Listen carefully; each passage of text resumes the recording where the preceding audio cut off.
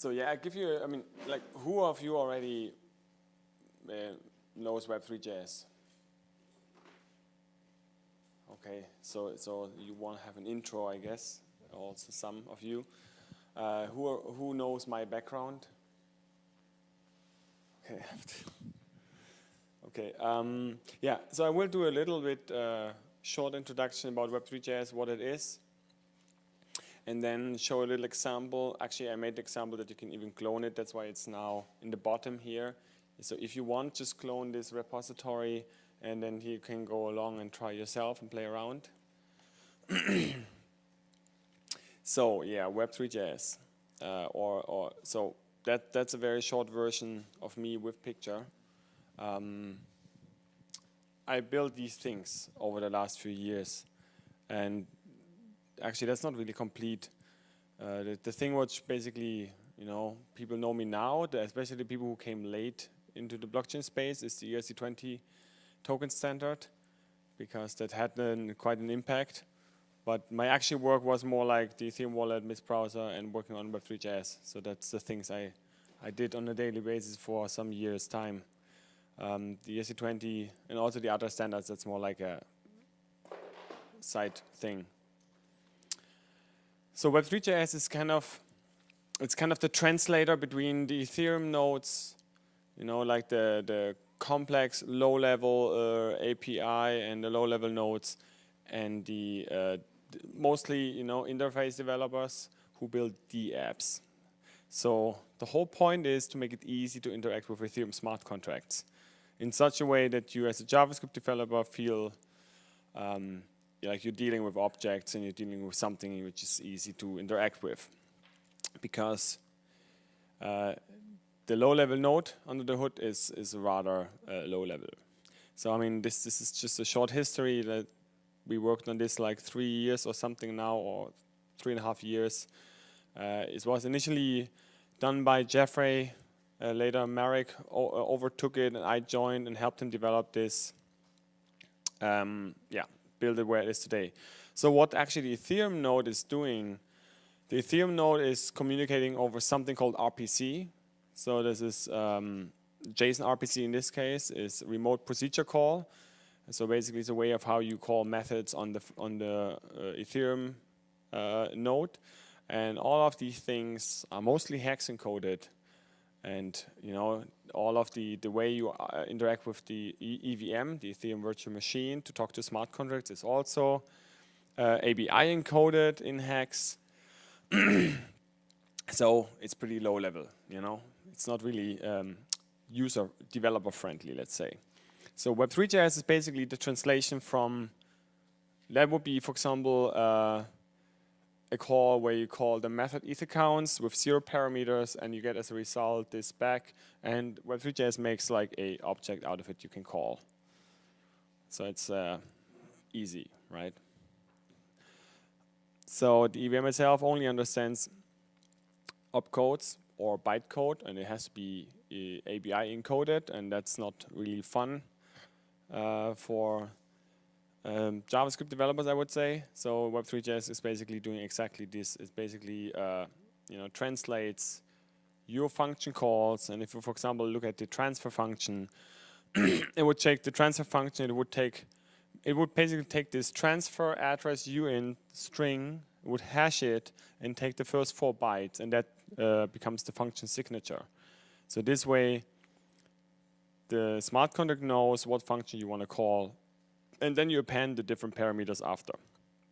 This is what the web3.js is basically doing for you under the hood. And I basically recently, a year ago, I majorly refactored web3.js to 1.0 version. So basically the whole story was we were taking web3.js and developing as the Ethereum nodes at all developed. So that was all very early days. We just had to figure out how this stuff even works. We figured out, how we make the network work, and then we had to figure out how we communicate with them in a smart way. And web3.js kind of like grew along the way. We always wanted to be backwards compatible, so we didn't change things, even though there were some were quirky and so on. And with the 1.0, I kind of like took the task to change the things I felt are super annoying since a long time. So we had like certain things where, for example, there was a very obvious thing is Web3 filters. So basically, to install a filter was to filter for incoming logs from smart contracts. Obviously, the word filter really didn't really, translate whatever you do there and whatever you get.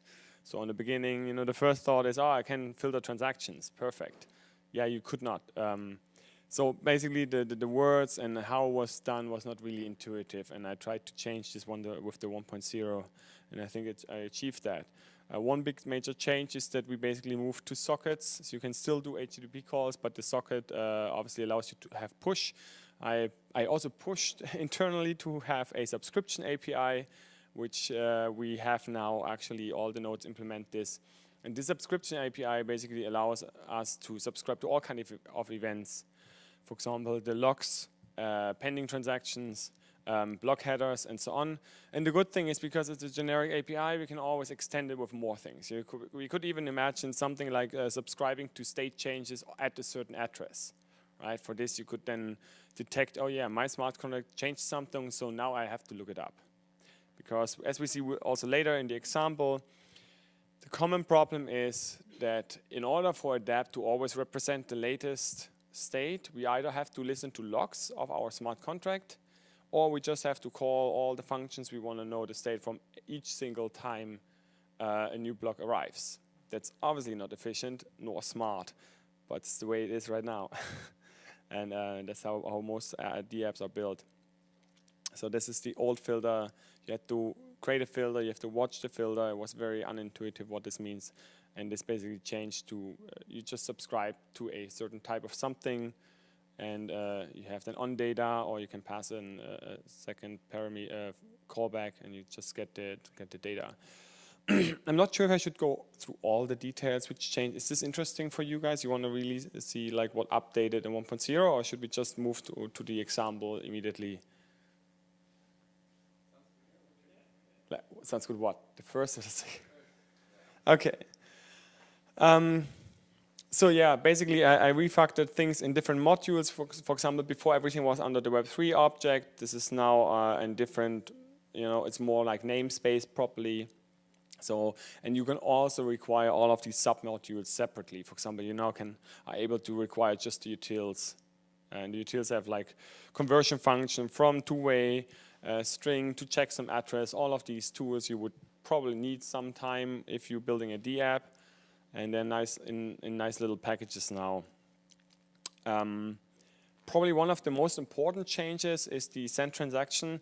So in a blockchain, and especially in a POW blockchain, we have no real finality, right? We have the problem that when we are sending a transaction to the blockchain, we don't really know, did it really happen or not? Until we wait a few blocks, and then, the certainty rises. And most of the time, after 3 blocks, we're pretty good. Nothing will change. So the send transaction was always exactly this kind of situation where everybody sends a transaction. Then most of the time he waits for it to be mined, then he would wait for 3 blocks, and all of this logic everybody had to rebuild basically, because everybody has to solve the same problem. So in the 1.0 I basically built that in, and I came up with something called a prom event. It's basically just a mixture of an event emitter and a promise. So you can either do Web3 send transaction .then, and then it would get you the receipt. Basically, would wait until it's mined and then return it to receipt. Or you can do on error, on transaction hash, or on mine, and even on confirmation. And then the on confirmation event would fire 24 times, and you could basically, stop this event at any point in time, or you only need 3 confirmations or whatever you need. Basically, it takes all of this boilerplate logic you would build yourself in your application away, and you can make a nice user flow where you say, okay, yeah, I send this transaction, and now I can show a status, a pending screen or something, and then once it's mined, or once there are 3 confirmations, I can simply, say it's okay and give it a check mark or so.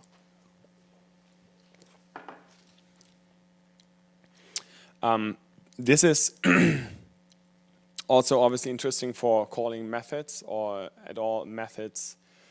In this case, actually, it's deploying a contract.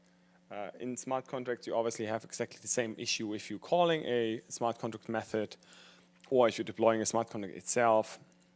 So you have exactly the same schema where you deploy the contract and then you can either wait for it to be mined or for different confirmation events, which are actually not shown here. That's an old slide. And the same for methods. And here we have a specific case. And initially we did this by saying, okay, you can call the method. And actually, this is a bit outdated API, I have to say. It's a bit different now. But basically what happened is you pass in the parameter 1, 2, 3, 4, 5. And the last parameter, if it's an object, would be the call data. So basically you put in the from which address you want to send. You put in the gas you want to give and so on. The problem with this is that we probably also now we are able to actually send structs to a smart contract. So sending structs to a smart contract means it's also an object. So you cannot make the difference anymore between the options object and whatever struct you're passing. So I came up with this differentiation that basically you now call, and that's a bit wrong here, you call myContract.methods. So everything's under all the methods are under methods and all the events are under events. And you call myContract.methods. And then you get an object back where you can estimate gas, encode the call. So basically just get the ABI encoded version of this call. You can either call it means you send it to your local node without sending it to the blockchain as a transaction. So you're basically just checking this current state in your smart contracts, or you send it off to the chain, signing the transaction, sending it off. And this way, because we can do multiple things with the same method, you have different ways of how you interact with it, and we can add even more in the future. Yeah, you have a question? Don't you think that this API makes it too easy to forget to keep .send on transaction, and you won't get any error even if you use TypeScript because there's no even floating property because that's not created. I mean, if you just hit, what do you mean with just hitting? You would write my method, list of parameters, and you forgot to keep .send. Yeah, you would not get back a promise or anything. You would get back the object with exactly those methods. So yeah, that's probably a problem at the first time, and I think the second times you will definitely know what to do. The reason here is that we have different things you can do with this method. And I was thinking about putting it in front and so on, but it gets very messy very quickly if you try to rearrange it in a different form. Actually, I do have slides which are more updated. Let me just open those because this is a bit outdated.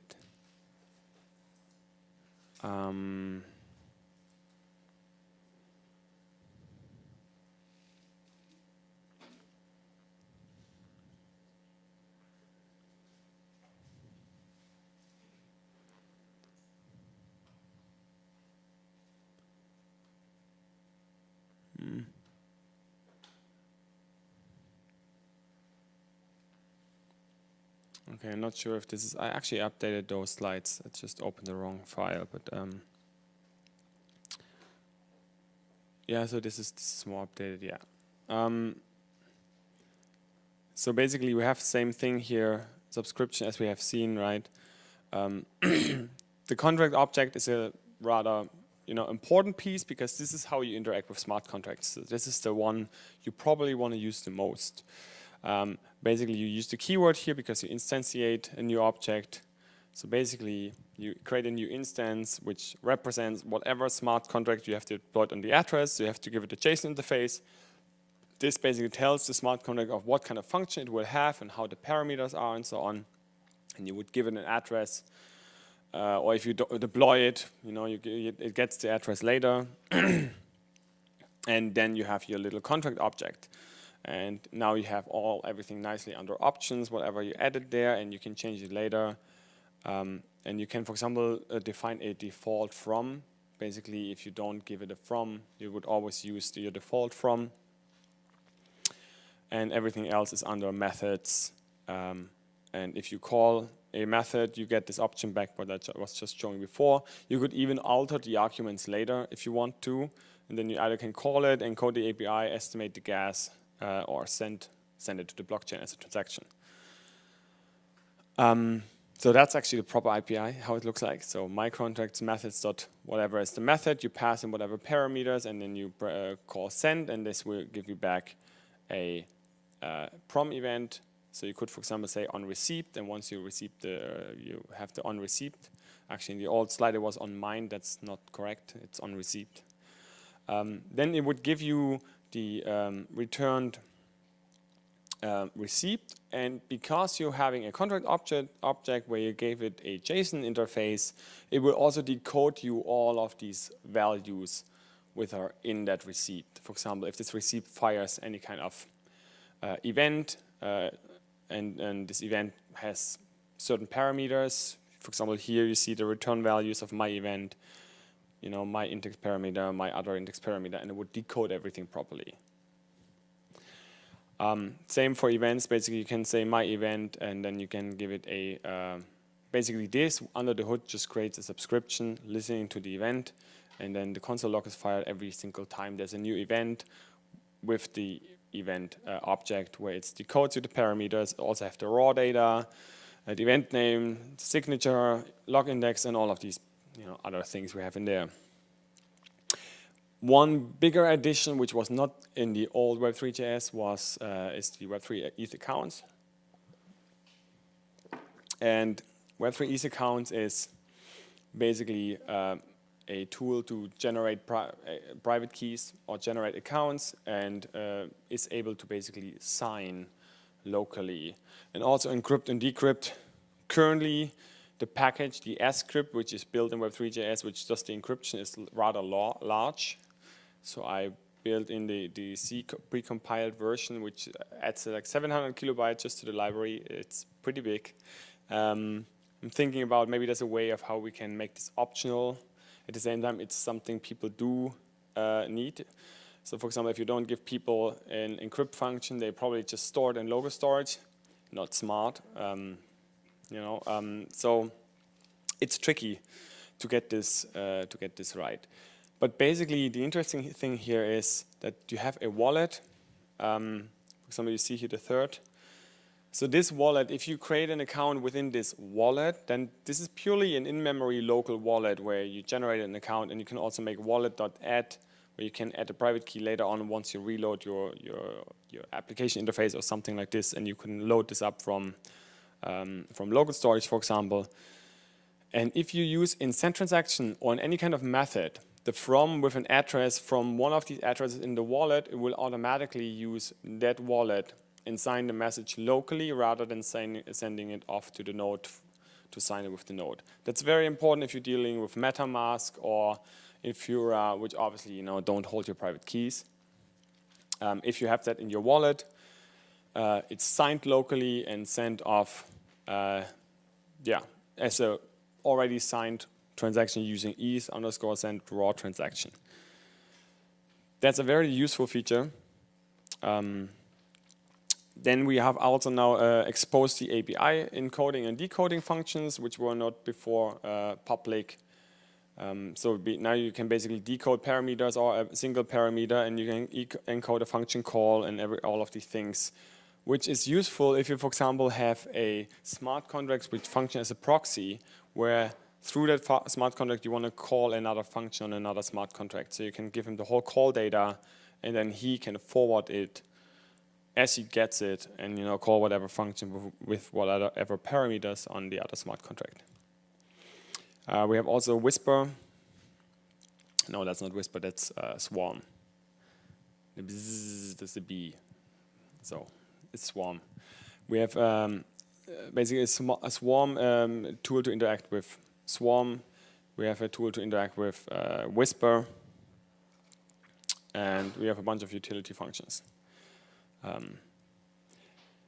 One important utility function is the Solidity SHA-3, because that encodes it exactly the same way how Solidity encodes it. So you constantly, very often compare hashes in Solidity, or you want to hash something and then you want to reveal it later for voting and so on. So it does need to do it the same way Solidity does. And as we have types here, so if you just plain give it, for example, a string, it would auto encode it to UTF-8. If you give it a number, it will probably see it as a UN256. But you can also say with value and type, or V and T, what a specific type this is, what you're passing in here. So, yeah, so let me switch back to the other one.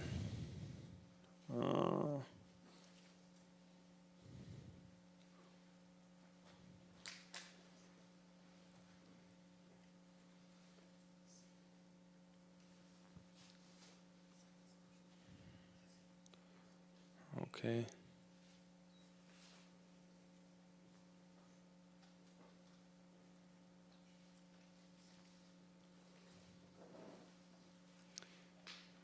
So what I have here is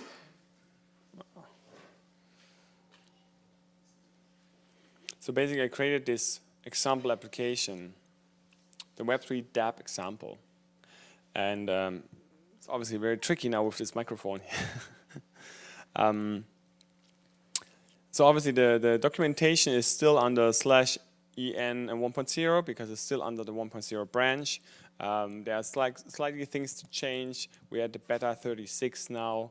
No, this is like the Google mantra, you stay in beta as long as possible. We will release it eventually as a non-beta. Yeah.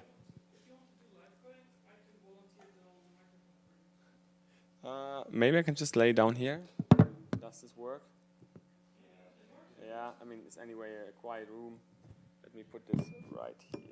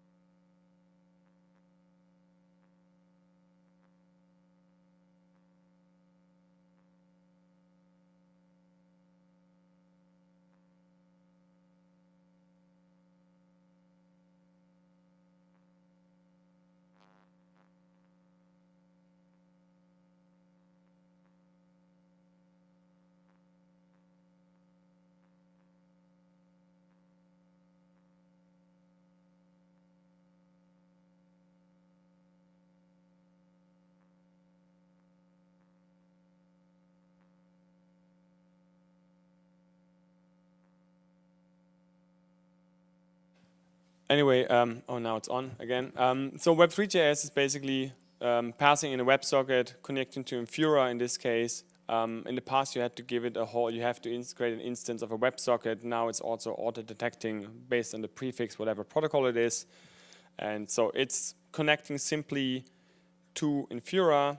And in this contract.js, I deployed a very simple contract, which looks like this. It's called my contract. And it has basically not only a string you can set, and in this case, everybody can set the string. So if you're following along, we can battle each other out here on who sets the string on the Robson test network. And then you can get the string, and you can even get the balance It's very not complex, but it just should show of how you can interact with smart contracts. So I deployed this already on chain, and this is written in here. So basically what this is called web3 ETH contract new, and it passes this, what I said, the JSON interface. Something's really wrong with my mouse.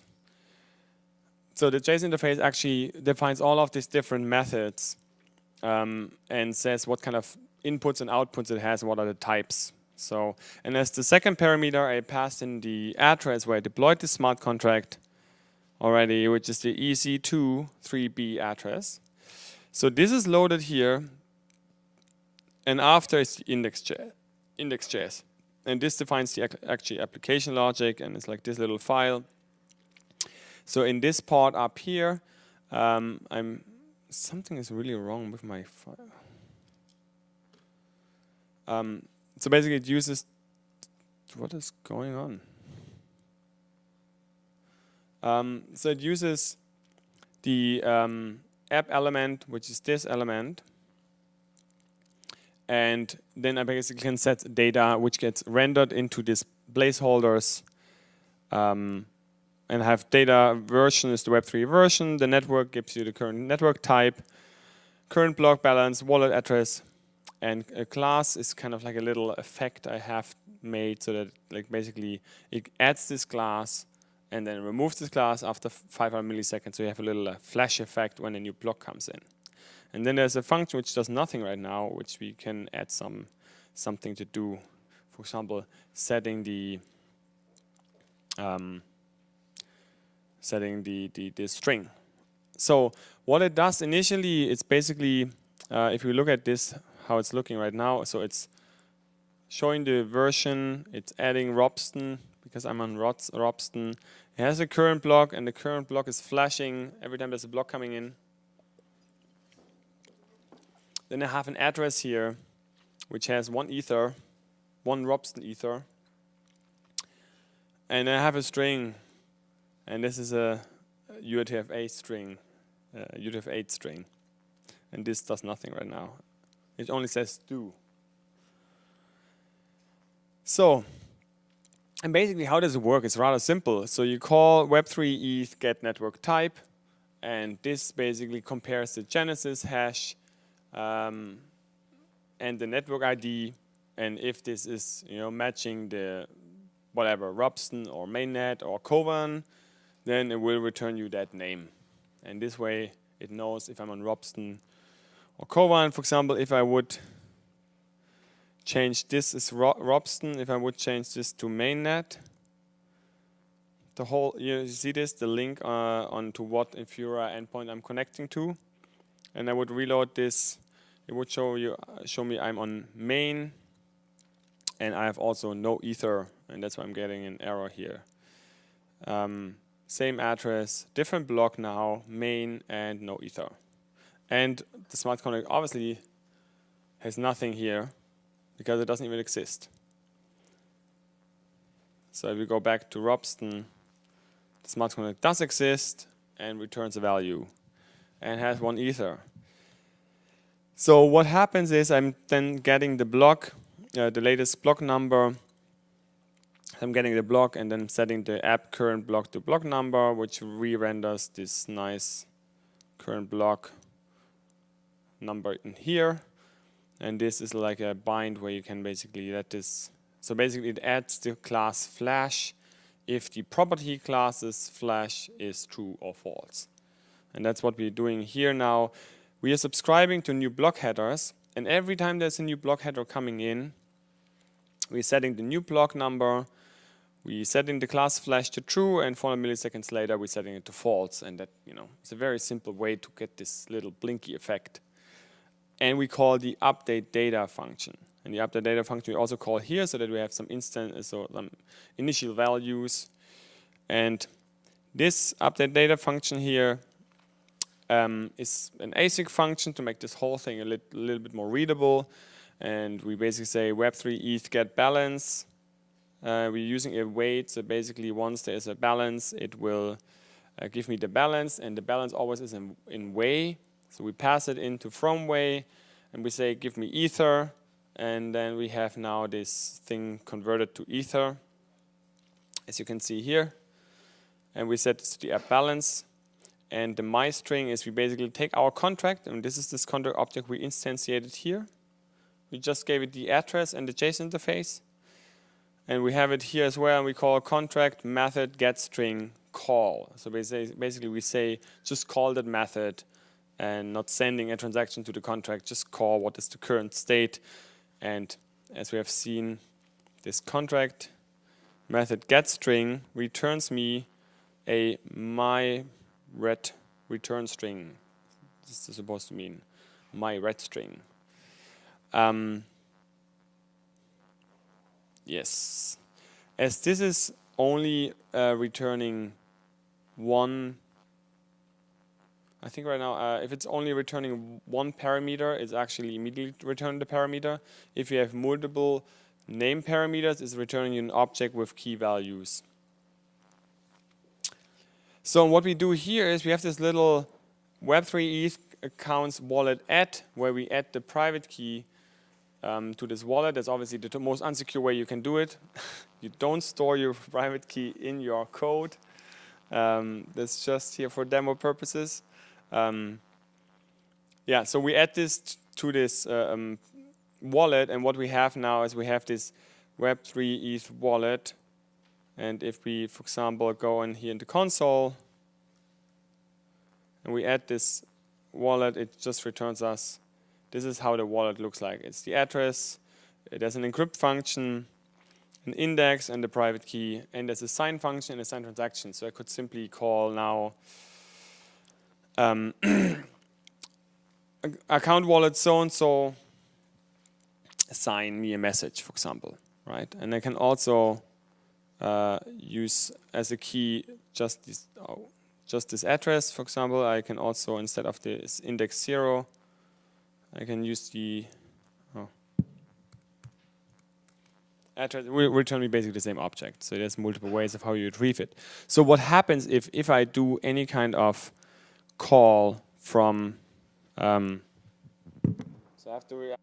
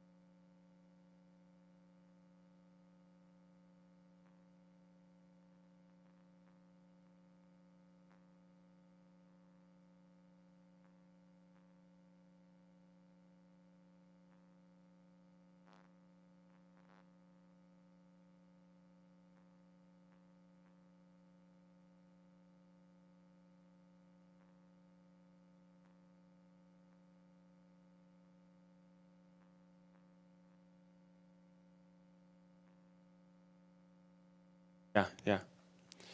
So basically, we're sending now this transaction to the network. We add 80,000 gas, and because this wallet is local in my wallet, it's using it and actually already changed the state of the smart contract.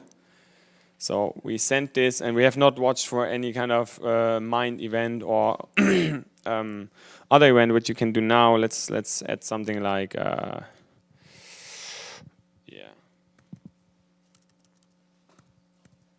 let's do this to hello world, and now we can do maybe actually I need your help. I can't type at the same time and do this. So basically we can do now we call this function, right? And we now do on confirmation. And we just log the confirmation. This means you have hacked. Oh, somebody hacked our smart contract here. Nice. So somebody hacked the smart contract, but we will overwrite it immediately with hello world. And we will then get basically confirmation events for every single block, up to 24 confirmation events. And then we can basically say, now it's secure in the blockchain. So we wait another block. Meanwhile, can I ask a question? Why 24 confirmation events? So currently it's set to 24 hard-coded. Probably we should expose this. I mean, the moment when you remove this event from the event emitter, basically it would remove it automatically. But yeah, we should make this configurable.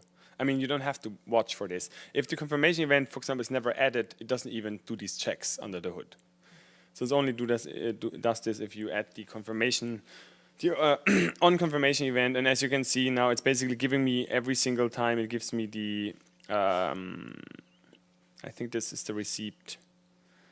Yeah, so this is the receipt. Basically, I get the receipt 24 times. And I could say, so the first parameter is the number of confirmations, and the second parameter is the receipt. So basically, I could say after 3, I already, display something and so on. And that makes it rather easy. And we have overridden the hacker with Hello World. I could have made it so that only I can change it, but so yeah. So this is very basic of how you interact with smart contracts. And basically you can do exactly this method here. You could add this now to our nice little update function, and it would be great to figure out how we get an input field in Vue.js. Does anybody know how to read from an input field? I have had this here, yes.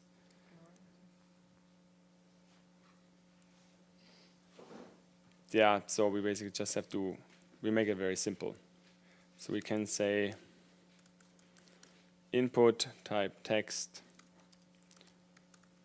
ID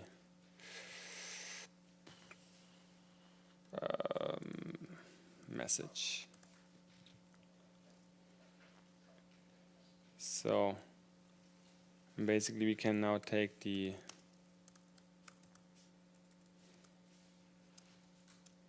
That's a good question. How do I now access this? Do I have actually? Do I have jQuery here? I'm not sure. Yeah, I don't even know how do I access this file right now in. I think it's. Yeah, I think I have to use this one here. I do think I have to add a model, and then I probably, and that's just a guess, I add this. Does anybody know Vue.js? And how do I, receive this message here? We can try if that works out.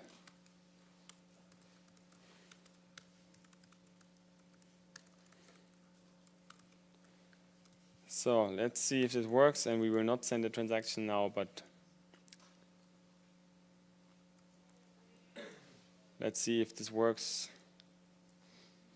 Okay, that's obviously not the way you do it. Does anybody know Vue.js, and how do I read this thing? And don't you think it provides me something jQuery-ish?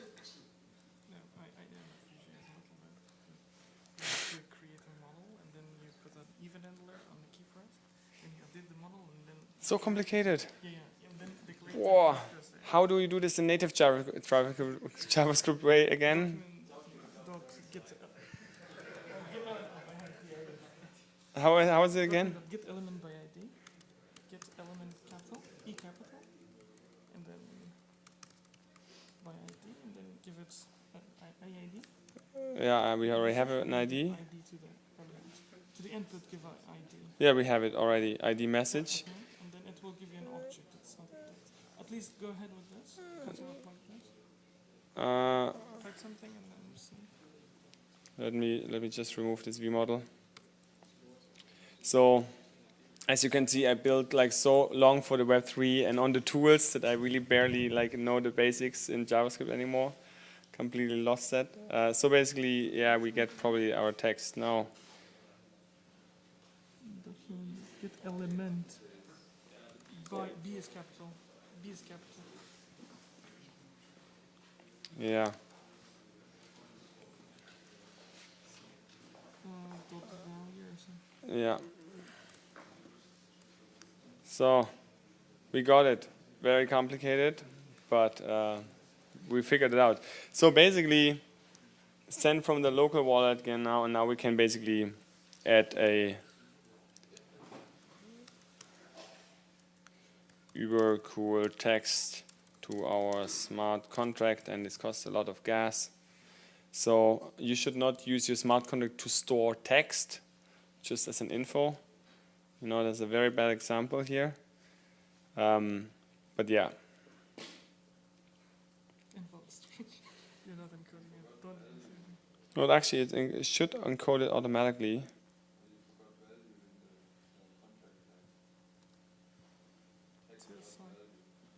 Oh, yes. Yeah, so it's actually a very realistic error. You know, I added a lot of new error types. Ooh. Okay. I want to, you know, use some very quirky signs to hack the smart contract. Yeah, so this is basically a very simple way of how you can interact with it. And web3.js gives you all of these extra utility tools. It gives you an easy way to interact with smart contracts. I can actually take this now. And the whole point is to make, you know, developing with smart contracts and interacting with them as easy as possible. I do think, do I have sent now enough gas here? Yes, now there we are. We have written something on the blockchain again. And this is a rather easy way of how you basically can interact with smart contracts. And we have still 15 minutes, so I would like to use this for Q&A.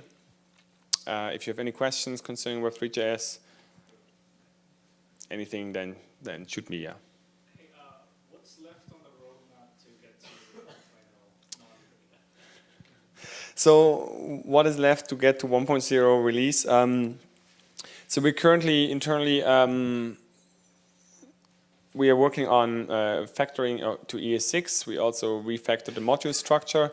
There's something called the Ethereum provider. You know, the way how it was done in the past is that basically Web3 was added by the Mist browser directly, and also MetaMask adopted this. Basically, this led to the problem that, you know, Web3 can never change, because if it changes, it breaks all these applications.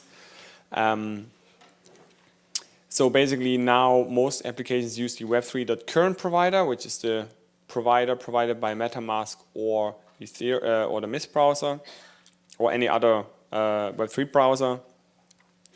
And I proposed already a year ago or 1.5 years ago a way of how you can make a very simple provider, which is pretty basic. And this provider, you know, has a simple like send and an on, so you have all the subscription built in, and you also have a way of how you do the, you know, how you call functions.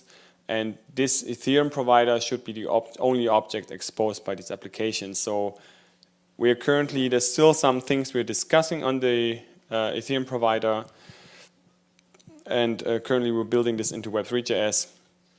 So it supports then all the current providers, the legacy provider, the Web3 current provider, and also the Ethereum provider. This is something we need to build in. Then on Whisper, a few things changed. We have already incorporated them, I think. So currently, mainly on Web3.js is Samuel Forter working on it, because I'm moving towards my own project, the Luxor project, so it takes a lot of time away. So I'm more supervising him to basically finalize these few things. I mean, it's technically ready. The API is rather stable. There's just a few things which I would like to add and change, so that once we release the 1.0, we don't have to change again or do any kind of breaking changes. And that's why it's dragging. Also, adding ES6 and other things, that's actually rather easy to do, but because we started doing this, but then, you know, things changed again, and like it goes back and forth. But yeah, Samuel is again now working full-time on this, so it should definitely move faster. And I think most people are already using it. It's pretty confusing for newcomers because they come to the repository and they see there's a 0.2 something, and and then they hear about the 1.0, and the 1.0 has the actually great documentation where I wrote everything down with examples, and I think that's very helpful if you want to get going in Ethereum. Basically almost every function also has a depending rather extensive example of how you use it. So basically, if you want to use web3.js, it's probably use the 1.0. We have also an internal audit ongoing, which has to do with the accounting module. This is something we have to also, look at the issues and fix them. The accounting especially is very important. So as long as we have the beta tag, nobody can complain. Yeah, accounting is like is a big deal, right? Because if people not only can they do it wrong, for example, not encrypting the accounts or not even knowing that where to do what to do with the private key and how, but also small mistakes like bit shifts and small things can have big impacts. For example, you sending deploying something on an address where you later cannot access anymore because your signature is not computed correctly. That are all very big issues. So this is basically the reason why it's not fully final yet. We will probably get one more guy on web3.js, so that's a 2.25 team with me, and then it should go faster. But I mean, it's working pretty stable since a long time already, and I guess gets widely used. Sorry for my stupid question, but I use web3 1.0 in my exchange contract. I think it was a beta 34 version, and when I listen some events of my contract in Fora, my WebSocket web3 connection is turned off after about 1 hour. And my question is part of web3 or it's in Fora security settings? Yeah, so the question is basically he has a WebSocket which is basically turning off after a while within Fura. And the problem is these subscriptions are socket based. So when the socket is cancelled, all your subscriptions are gone. This is a very big issue, and currently I have back then built in a very simple version where it tries to reconnect. That's something we definitely should internally improve on. So this is actually a setting from Infura, I would say. So Web3 is not canceling any connection. There's no timeout or anything on these sockets. It's probably, I would say Infura is seeing there's not much activity and it just cuts whatever sockets, which it thinks are dead, I guess.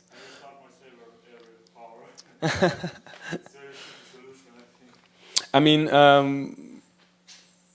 I think we do have in the new WebSocket, I'm not sure, but I think there should be a way to reconnect. But basically, ideally, in my opinion, and this is a tricky thing. So first you should be warned if it's canceling the socket, which it does, and you have to take care of like reconnecting, but every developer has the same problem. With logs, we have the ability to fetch for previous logs. So we basically can look for a log from the past. So for example, if we missed, let's say 10 minutes, we could say, oh, this is the last block I know, I know that I got a log from. So let me check from this block to the current block if I missed one, and then resubscribe again. The idea was basically that we do this internally. The moment when it's disconnects the socket, it tries to reconnect the socket, and if it gets a reconnection, it tries to fetch the previous ones as well. It's kind of a tricky issue because you then have ordering problems, right? So you would have to cache internally that you also fire them to the developer in the right order again. The sockets he missed and the one which are incoming. So it's a complex thing to solve. Therefore, it's not easily solved yet. If somebody is super into adding this and fixing this, he should definitely do this on the Ethereum provider branch because that's the one which will be now merged into 1.0. But I mean, this is a good task. It's a good addition because this is a problem everybody has. So how do you make sure that if your socket connection cancels, that it auto reconnects and that you basically catch whatever you missed? And especially for logs, that's important because some applications are really depending on the logs they're getting. Some even, like determine the state. For example, the Ethereum wallet was based on the logs you got. It could show you if you have a pending transaction or not based on the logs. And that's also, a new idea of stateless contracts where everything is done through logs. Then it gets even more important. Yes? So another problem many have is that when you send a transaction, it's not fault tolerant. Maybe like IDM2 returns some level. That's one case. Another case, you need to increase maybe gas price because it's spending for a long time. Do you have any plans or thoughts on? I mean, ideally, what you do is before you do a call, you make an estimate gas, and you use that plus something else, plus an addition. No, not the same as gas, maybe, but like gas price, right? And it's other, I mean, if your gas price is too low, you mean? yeah, and you can never be sure in the head, right? And you have this application that sends transactions every 2 minutes. So yeah, you have this heavy logic of keep replying and increase gas by some value, etc. But Yeah. very nice to have it, like with a feature in your. Yeah, I mean, it's a tricky problem. So the web3 ETH.get gas price should, it should give you a gas price oracle, and yeah, I mean, this oracle was not always working well. So for example, now it gives me a number which obviously doesn't sound right because it's too straight. Okay, maybe on testnet it makes sense. Hey, it's a good idea. Let's change this to mainnet and see what. Okay, I'm aware of this, return value, but network is not always that stable, right? I mean, this is a kind of like a probability. Yeah, even this doesn't really look right, because it's the idea of the gas price oracle is that it kind of like takes the last few transactions into account and calculates a median of what was used. So you have a safe median, which you can use then to increase your threshold based on that or not. And the gas price oracle never really worked, in my opinion. I'm also not sure if Infura is returning the actually gas price oracle. Or if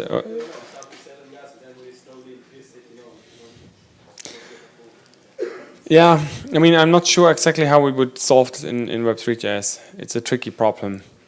Same with the nonces. Also, like there's another issue which you have to be aware of, that if you have sometimes it can happen that your node has a certain transaction with a higher nonce, and then you wonder why all your transactions don't go through. It's because your node still has one with a higher nonce. So if you then send a transaction with a lower nonce, it will execute all of the others too. So these are the quirks of blockchain in general, which obviously we need to iron out over time. Any other questions? I think we have 4 minutes left. Right now I'm using web3 provided by Binance to define the default action for the signing the transaction. Is there any way to do just as a web3? I mean, the Web3 ETH account is doing that, right? So basically, when you send a transaction and you give as a from one of your accounts from your wallet, so it's web3.eth.accounts.wallet, if it's added in these accounts. So this is basically here.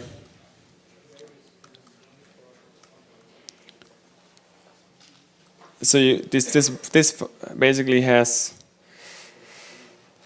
the function. You can add an account, you added a private key, you can create a new account, it generates a new private key, you can load it from your local storage, you can save it to your local storage. And basically, if you have any kind of account in here, and you use a from with this address, it will use this to sign, it will use this to send a transaction automatically. So you don't even have to worry about this. It's kind of like the built-in wallet. How about like if you want to prompt user, like if you want to sign What is the question is like about confirmation and all? Yeah, so there's no confirmations here. You would have to build them yourself. In this case, you basically would have to say, hey, yeah, you're sending a transaction now means it will execute. Do you want that or not? I mean, the moment when the user decrypted his account, it's living in memory, right? So it's there. not the safest place to have it in the same website, especially if your website loads any other scripts or any kind of external resources. A real dApp, you know, doesn't use any internet, but that's tricky. This is actually more for developing and playing around. If you do a serious dApp, yeah, it should probably use Mist or MetaMask or any kind of external signer which doesn't live in the same web page space.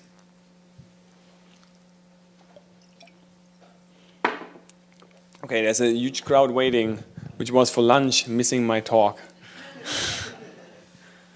Okay, that's it. Thank you so much.